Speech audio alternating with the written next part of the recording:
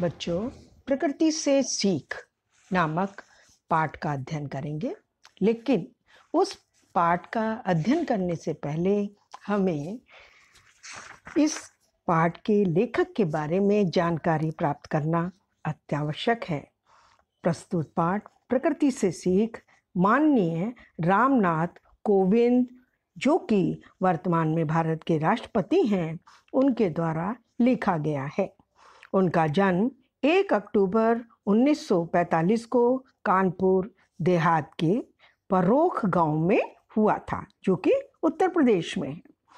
वे एक राजनेता के साथ साथ समाज सेवी भी रहे। उन्होंने परोख गांव में अपना पुश्तैनी मकान ग्राम पंचायत को दान कर दिया था और जिसका उपयोग गांव वाले एक बारात घर के रूप में कर रहे हैं। देखिए, प्रस्तुत लेख में भारतीय वर्तमान राष्ट्रपति माननीय रामनाथ कोविंद जी ने सन 2018 की गर्मियों में अपने शिमला प्रवास के समय लिखा था और इस प्रवास के दौरान उन्होंने प्रकृति के सानिध्य का आनंद उठाया था, जिसको कि इसमें उन्होंने प्रस्तुत किया है। प्रस्तुत लेख में उन्होंने सभी को प्रकृति से मिलजुल कर रहने की सीख लेने की बात कही है। मशोबरा 25 मई 2018।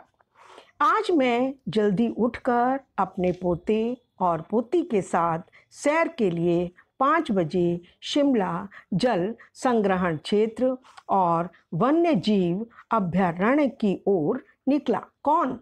माननीय रामनाथ कोविंद जी। मैं पिछले 5 दिनों से मशोबरा में ठहरा हुआ हूँ और यह अभयारण्य मशोबरा से बाहर निकलते ही सामने है। शिमला पक्षी विहार शहर से बहुत नज़दीक है, लेकिन शहर के शोरगुल से बहुत दूर भी है। इसकी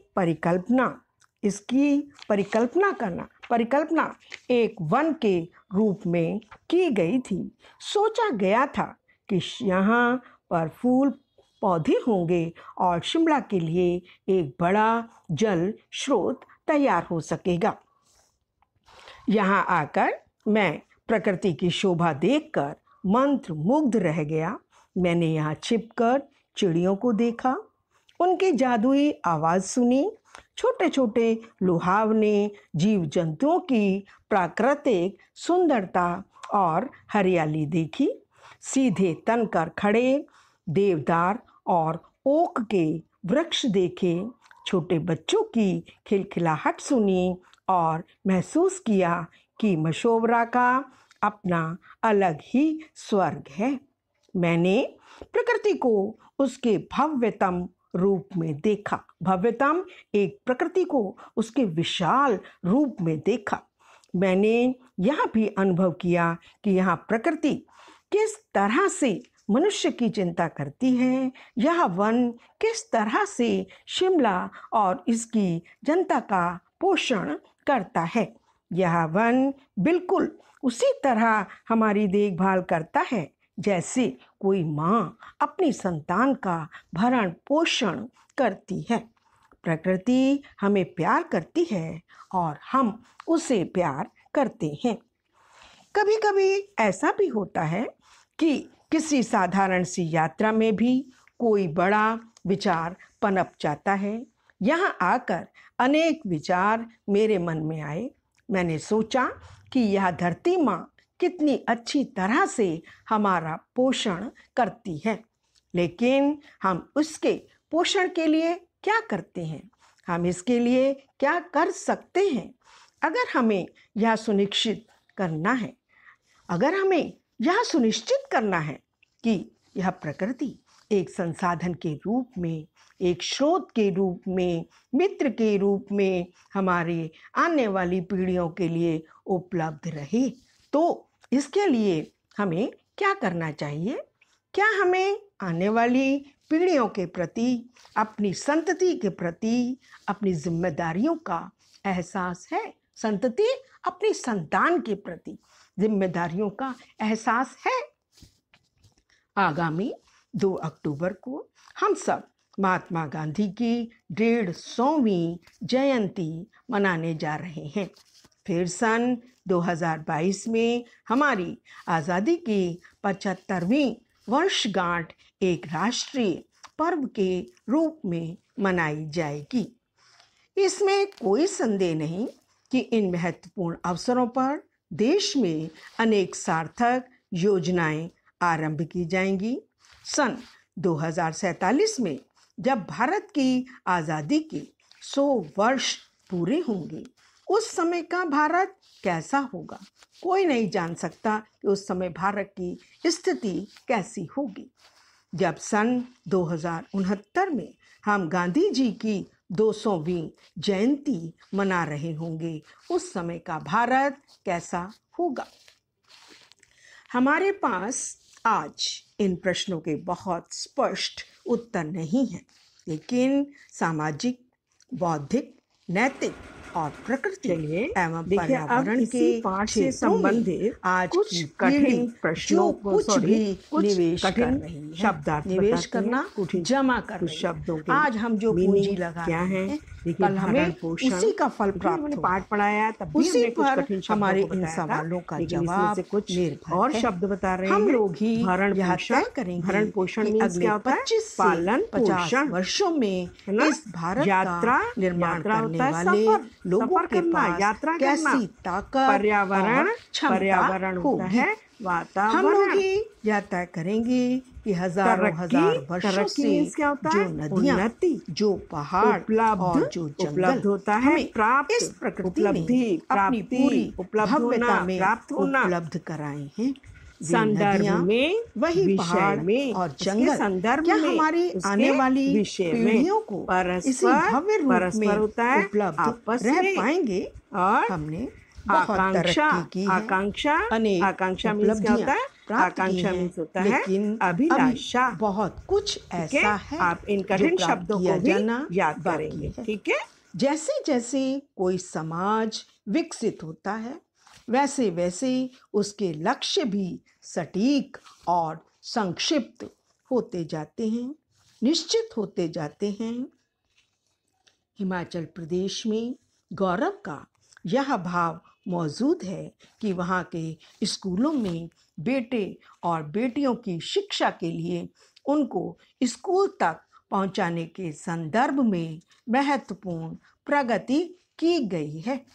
दूसरे राज्य भी हैं जिन्होंने स्कूलों में बच्चों के दाखिले के मामले में सराहनीय प्रगति की है, सराहनीय, प्रशंसनीय, प्रशंसा के योग्य प्रगति की है। लेकिन हमारा अगला लक्ष्य स्कूलों के नामांकन से आगे शिक्षा के क्षेत्र में उनकी उपलब्धियों पर होना चाहिए।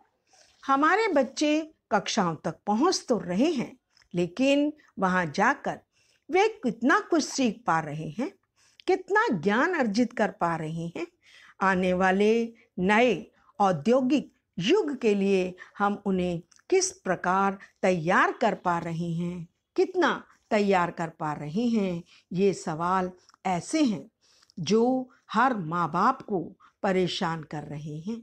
इसी प्रकार से अगर सोचें तो जिस प्रकार से स्कूलों का प्रसार स्थान स्थान पर हो गया है, क्या उसी प्रकार से स्वास्थ्य संबंधी आधारभूत सुविधा अपनी जनता को उपलब्ध नहीं कराई जानी चाहिए? ये मुद्दे समाधान चाहते हैं।